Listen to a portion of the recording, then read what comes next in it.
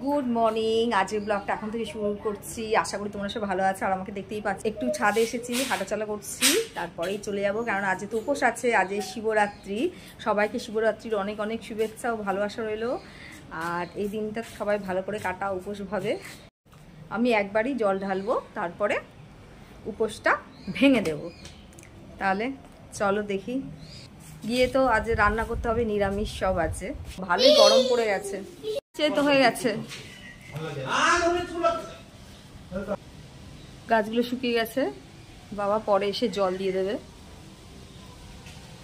বেশ ভালো হাওয়া দিচ্ছে। তাহলে তাড়াতাড়ি নিচে যাই, নিচে গিয়ে আবার রান্না বান্না করতে হবে। আজ নিরামিষ সব। আর কি রান্না করব সেটা তো তোমাদের দেখাবই। তাহলে চলো নিচে যাওয়া যাক। আজকে নিরামিষ, তার জন্য নিরামিষ সব রান্না হবে। এখানে ফুলকপি আর আলু ভাজছি, আর এদিকে ভাত হয়ে গেছে। আর করব পনিরের তরকারি। এই যে সব কাটা হয়ে গেছে, ক্যাপসিকাম, ফুলকপি, আলু, এই দিয়ে একটা নিরামিষ পনিরের তরকারি তৈরি করব। আর আলুটা, এই আলু আর ফুলকপি ভাজা, আর মা করেছে থোর আর কি একটা শাক। বেশ, যাই হোক, আমি তো আজ রাতেই খাবো, পুরো একদম শিবের মাথায় জল ঢেলে।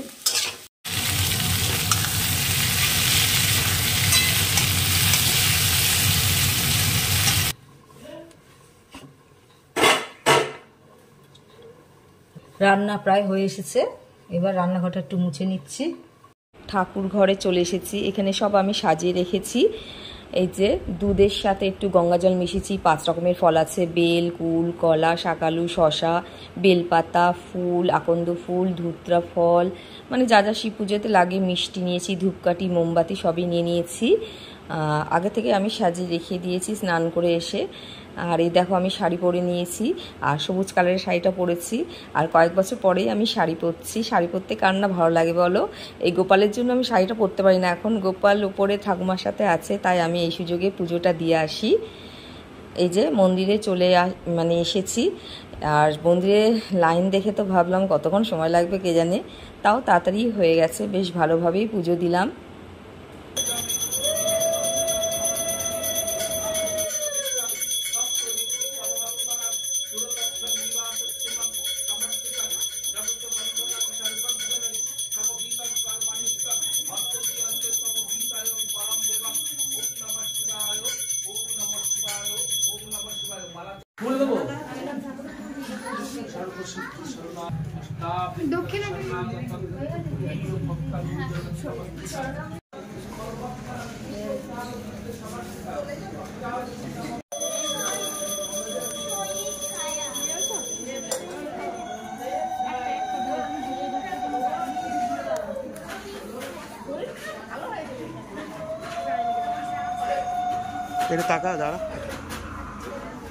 যে এইখানে আবার প্রসাদ দিচ্ছে ঠাকুরের, তো ভাগ্যটা ভালো হলে প্রসাদটা পেয়ে গেলাম। একটা নিয়েও নিলাম বাটি।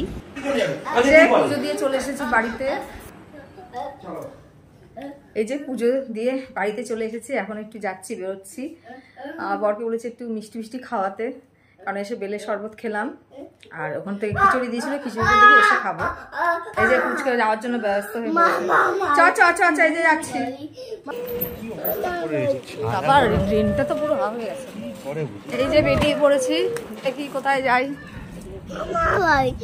আরে তো মামা বাড়ি করে যাচ্ছে, মামা বাড়ি যাবে। আমি মামা নেই বাড়িতে, মামা ঘরে কেউ নাই। গোপাল এখন ট্রেন দেখবে বলে দাঁড়িয়ে পড়েছে সোদপুর ব্রিজের ওপরে। এই যে ট্রেন যাচ্ছে।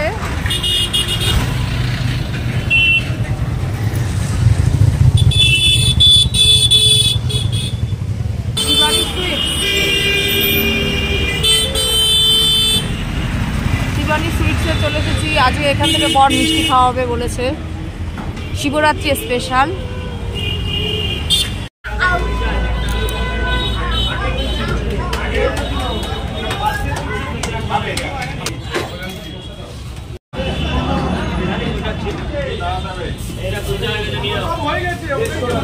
এই দেখো খাচ্ছে, দেখো মিষ্টি, 3খানা বরফি নিয়ে এসেছে, একাই খাবে। বাবা আমাকে দিবি না একটা?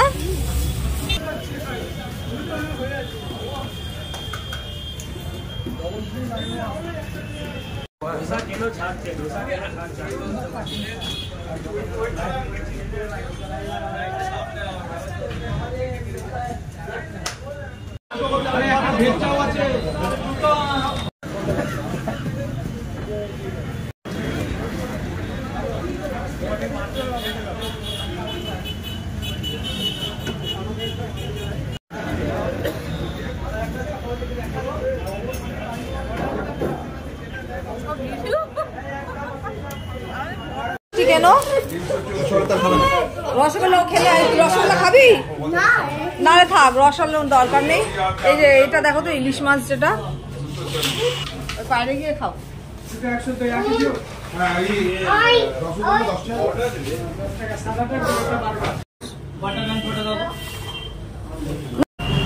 এই যে এবার আমরা বেরিয়ে পড়ছি।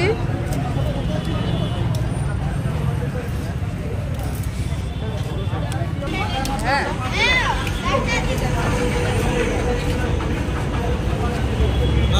এদিকে এই যে গাড়িতে উঠবো আমরা। এই যে আমরা এখন সোজা বাড়ি যাচ্ছি। বড়মশাই আর মামা বাড়ি, এত একজন মামা বাড়ি করে করেই গেল। তাহলে বাড়িতে ঢোকার আগে আমি ব্লগটা শেষ করে দিচ্ছি। ভালো লাগলে অবশ্যই একটা লাইক, শেয়ার আর চ্যানেলটাকে সাবস্ক্রাইব করে দিও। সবাইকে শুভরাত্রি, ভালো থেকো।